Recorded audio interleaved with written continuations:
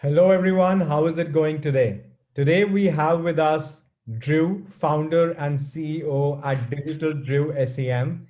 Hey, Drew, thanks for coming. Thank you for having me. Well, I delayed this interview a couple of times. Sorry for that, but really appreciate you, adjusting with our times. I would straight away want to start with some, digital and paid questions, but it would be great if you could introduce yourself and your company for the viewers. Sure. So my name is Drew Blumenthal. My company name is Digital Drew SEM, and I am headquartered in Manhattan, New York, in the Upper East Side. And I've been doing paid ads for the past 5 years. I got my first experience as an intern in college, where I worked for a few agencies and really got to see how much I was fascinated and loved this stuff. And then right out of college, I worked at two large ad agencies on really big accounts. And then I decided to go off on my own. And for the past 3 years, I've been doing clients on my own across a wide range of e commerce and lead gen on Google ads and Facebook ads mostly. I mean, at the age of 24, you just worked for some time, and at the age of 24, you just, started your own agency. I mean, tell us a little bit more about that journey because, that story would be inspirational for our viewers. Yeah, I mean, I've always been just a very independent thinker, and I'm glad I got the agency experience I did, but there were just so many processes and it was really, really long hours. And I felt that I could do so much better on my own. And actually, it was a month or two before I did go off on my own that I started working for a very small client just on the side and getting paid to do it. And I'm like, oh my God, I could do whatever reporting I want. I could set up whatever metrics I want. Like, this is all me. And I really liked it. And from there, like I said, it was the beginning. Of course, you start out and you make a lot less money than if you work for someone else. But then over time, it's like, I'm like, I can't believe I ever worked for somebody else and I get my own freedom, my own control. Like, again, there's more risk involved, but there's also just so much reward. And now I actually do work more hours than I did at the agency. But at the end of the day, it's mine. Like, I get to call the shots. Everything that I'm building, I own. And I feel like I like that so much better. Absolutely, absolutely. And you're doing a fantastic job, I mean, I know paid is your skill set, so I'll keep the questions today more about paid so that we can, get as much as insights and information out of you today. Mm-hmm. So I'll straight away, jump in. I mean, like when you are planning a lead gen campaign for a client, how do Mm-hmm. you decide the division of budgets, between platforms like Google, Facebook, Insta, LinkedIn? Some of it is based on the CPC. So basically, you could see on Google what the keyword CPC is going to be, and you just want to make sure that you're getting enough clicks. So it's better to start with a few platforms than it is to try and do everything and do it really thinly. So, I mean, it depends on what competitors are paying for, but you want a budget of at least like $2,000 per platform per month, so that way you get enough data to learn. Because if you're going to spend only a few $100s, I try and urge the client to say either wait till you have more money or try and focus on one platform. And again, if someone came to me with and said I have $1,500, I could do the research to really see, is it worth it, or maybe you just do social media, or maybe you try and figure out, is there a good lead hook that maybe I could get leads in a lower CPC and a higher conversion rate. But at the end of the day, I put clients first, and it's better for me to say to a client, let's just wait a little bit, or let's just plan this campaign out a little bit better and spend a month planning than it actually is to try and rush into something, spend the money, and not generate the quality leads the client is looking for. Right, right. Talking about social media, I mean, how have you, seen social media evolve over the years? I mean, in a negative way, there's a lot less control in compared to what you used to be able to do. So, for instance, years ago with Facebook, you could put in someone's direct household income and you'd be able to target them by that. Or there used to be a lot more interests and behaviors where now I rely a lot more than I used to on like lookalike data and retargeting, and there's just a lot less control than there used to be. And like even for now, when you create a new campaign, you have to verify the business first before you can even upload a customer list. So there's just a lot more regulation involved than there used to be. So again, that's where your own first party data is so much more valuable because you can't rely on Facebook as much as you used to. Right, right. See, I mean, I know, you have worked across industries and, clients. When you talk about lookalike data, because, now, like you said, lookalike is a very important targeting factor because you don't have a lot of other things. Like, is there any set rule that, like lookalike audience 1%, 5% works, or do you test it out for each client? I mean, how to go about that? I'm a firm believer in testing. So I create a lot of different audiences. So usually I create the 1%, the 5%, and the 10% and have them kind of compete against each other and then pause accordingly. So it depends on budget, how many different audiences I make. But usually, like for a small budget, I'll make around 5 different audiences to test. Usually, as it gets bigger, I can make 10 or 15 different ones, and then I could create different lookalikes from different events in the pixel. So if someone wants to track leads, I can create lookalikes directly from leads, or if they have a customer list directly from that. So it's a lot about testing. So what I tend to find is if a client comes to me and they're not doing well, I usually see like one audience and one creative, and I'm like, well, you're not doing well because you haven't tested the algorithm enough. Like the algorithm will do what you tell it to do, but you have to be testing a lot of different audiences and not be afraid to pause audiences and try something new. Right, right. Makes sense. So, like what works best like on social media? And I'm, like particularly talking about Facebook right now because, I have had a lot of people come to me, who are trying to do lead gen on Facebook. The approach of using content as a trigger point to nurture prospects or, direct lead gen campaigns. I mean, one thing that's a big no is like those pop up lead forms because nobody really goes to the website. And then when you contact them, they don't necessarily know who you are. Yeah. So I think there's two approaches you could go through. And some of it is based on decision point. So if something is a longer decision point, capturing those emails is a really good way to utilize Facebook really well. So if you have something that people want and you could get their emails for less than $5 an email sign up, you can scale that really easily. But again, you need a good nurture campaign after that where you have the email sequences set up to nurture them after you collect that email. You can't just collect the email and let it sit in your inbox. Like you need to strategically have your welcome email, and then you need to have like 4 or 5 emails that are really effective. And basically, you need to strategically warm them up to the action that you want them to do. Or if you say have a contact form on your website, you could use the tag to tag that welcome button and then try and capture leads that way. But again, you need a really good creative. So you need a good video or you need a really good image and good text that can really build that kind of trust in that relationship. So that way, when you bring them to the contact form, that they want to do it. Because the thing with like Facebook or LinkedIn or anything is whatever conversion action you want to track, you need to be able to get it consistently. So if you're not able to get at least 3 to 5 consistent conversions a week, then the algorithm isn't learning, which basically means the audience doesn't trust you or doesn't like what you're doing. And therefore, you need to find a conversion action that you can get. several conversions minimum per week for it to work to your advantage.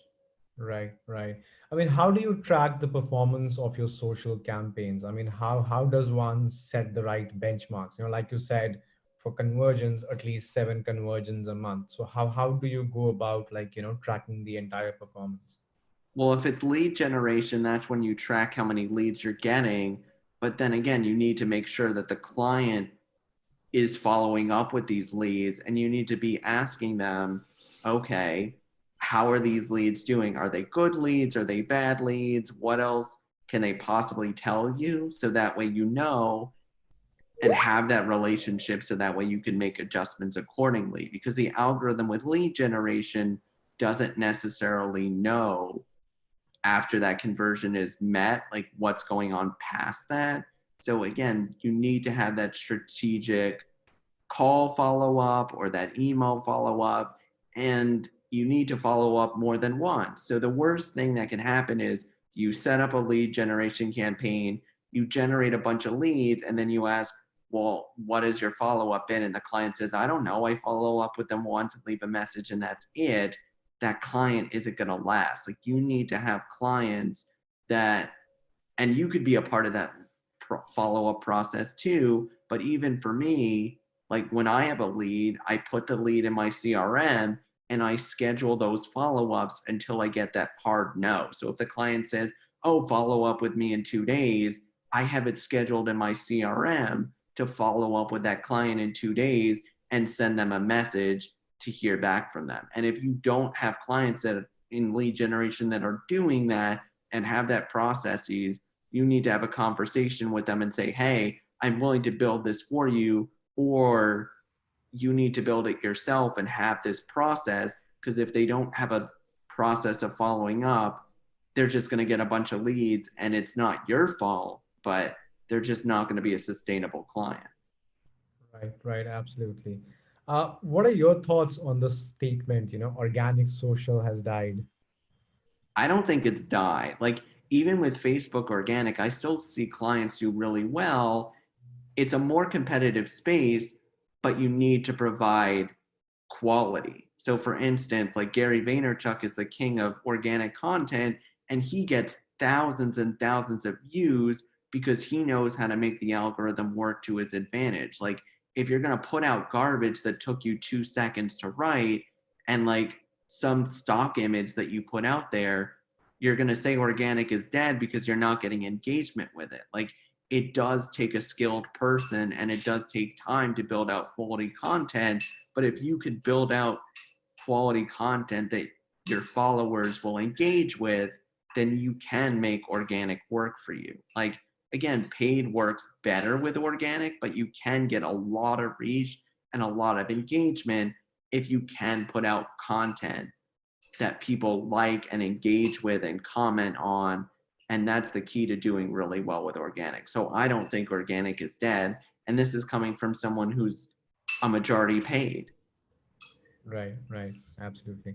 How do hashtags, improve social media activity? And, like what makes a good hashtag? So, I mean, with hashtags, it's the way, it's like the Dewey Decimal System of social media. So it's kind of, the hashtags are what people are searching for. So that's how you can get discovered, is by using the right hashtags. Like, the people who just throw up hashtags and just use it for the sake of doing it because they think it's cool is not going to get much from it. But if you strategically think of your hashtags for each post and say, what is someone going to be searching for? And if someone searched for that and actually saw my post, would it be of value to them? Like, that's how you could use hashtags to be better for you and work to your advantage. So I think with social media, people get to the point where they're like, oh, everyone's on Instagram, so I have to do it. And therefore, they don't produce quality content and quality hashtags. And that's where it falls short. It's like, I'm not getting followers because they don't spend the time with it. They just try and put up posts in 5 minutes and just think that that's going to grow. Right, right. AI, seems to be becoming popular, like, every day. But, when you talk about PPC, I mean, what are your thoughts? Like manual control of PPC, like, versus like automation? I mean, I always use automated bidding, so I really like the AI, but again, I still check all the accounts every day and I'm still doing a lot of manual checks with the automation. So the dynamic ad groups work great, responsive ads work great, automated bidding works really great, but you still need a human to man the machine. So that's where I love this AI and I think it's the future. But if you just set it and forget it, that's where it's going to be problematic. Right. I mean, what about chatbots? I mean, are you a fan of chatbots? I mean, what are your thoughts on chatbots? I mean, a lot of sites now have chatbots. What are your thoughts? I mean, I think they're really great and I like chatbots, but again, if you're going to set up automated sequences, like you need to be very thoughtful with the sequences. You still need a human to check on them. If you're going to have a manual chatbot, like you need to have a human readily available to answer them. So again, it's another automated machine, which is a tool, but it's all about the wielder behind the tool. So it's a great thing and it's a great resource to have if you use it properly. Yeah, because see, I mean, my thought process is if I go to a website as a user and I go to a chat box, I mean, my intention is to chat with a human, right? Mm-hmm. I mean, if that chatbot is giving me like, I understand maybe if it's giving me answers to very popular questions, I can even have an FAQ section. So yeah, you're right. I mean, it's a very tricky thing. It's a good resource, but it's all about how you plan it, or how you use it, because a user can get frustrated because he wanted to chat with a human, but he saw a chatbot and he did not get the response he was Right. expecting. Again, it's about the user experience. So if you can use a chatbot to create a better user experience, but again, if you want to set up an automated sequence with your chatbot, it's not something you could do in 5 minutes. It's something that really you have to think out the whole path and what someone's going to want and how to predict user behavior, which is again something that needs to be really thought out and strategic and adjusted as needed. It's not something that you could just set it and forget it and just assume that it's working well. Right, right. I mean, when you are, like auditing, the content of a website, or your landing pages, I mean, like what is your strategy? Or I mean, I understand every campaign is unique, but what is your approach towards, auditing a website for content? I mean, it's got to consistently convert. That's the number one thing. So when I look at a page, I don't want it to just be pretty. Like there's so many pages out there that are pretty but not functional. So you need to be able to build that trust to be able to answer somebody's question and then have some type of CTA that's easy to find and desirable because that's what's going to make the page do well. So if you launch a landing page, you want testimonials on there, you want maybe a video on there, you want a clear demonstration of what the services and the offerings are. And again, and you want that CTA to be like, sign up for an email and get this valuable resource, or sign up and you'll get this, this, and this. And then you'll be able to run ads and get leads for under $5. But again, if you put someone on a pretty page and they don't want it or they don't feel that trust and that connection, then you can launch ads and got no conversions out of it. So it's kind of looking at a page from a very functional type of perspective. I understand. I mean, how do you increase, content consumption across channels? I mean, some of it is about getting the right engagement, and some of it is really understanding your audience and what they actually want or what they're listening to. So it's kind of, if you create content that you think you like, but your audience doesn't, then it's not going to provide any value. Because at the end of the day, when you create content, looking at it from a long-term strategy, you don't make money on the actual content, but the content builds you as a thought leader. So that way people will refer you, will remember you, content is a long-term strategy. So it's a long-term play for a long-term gain. So if you're putting out content and getting frustrated because you're not getting clients right away, it's a long-term patient strategy. Right, right. What are your thoughts on optimizing for voice search? It's interesting because I do see in some of my ads, I could clearly tell that it's a voice search, and it's good for some businesses, but it's not good for others. So voice search is very automated. It's not visual. So if you say, "Hey Google, order X," and you can actually provide some value in that search or answer someone's question without them actually seeing a website, then it's a good thing. So I think voice search is going to continue to grow as more people use Siri, as more people buy home devices. So again, people are going to have to adapt to it.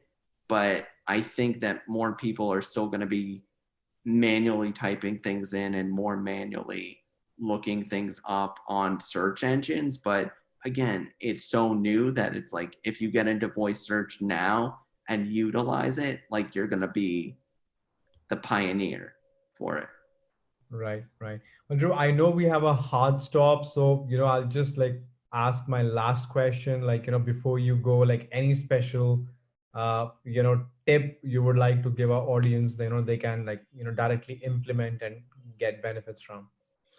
I mean, from the paid side, the most important thing is conversions and trying to find conversions that you could quantify and get consistently for how am I tracking it? How am I quantifying it? And am I getting it consistently? And if not, trying to reconfigure what my conversions should be and how should I optimize for those conversions better to get them more consistently. Right, right. Well, Drew, thank you so much for your time today. I mean, hopefully Yeah. we'll catch you again next time for like, more information and knowledge bombs. Yeah. Well, thank you, Dawood. Thank you, Drew. No problem. Bye.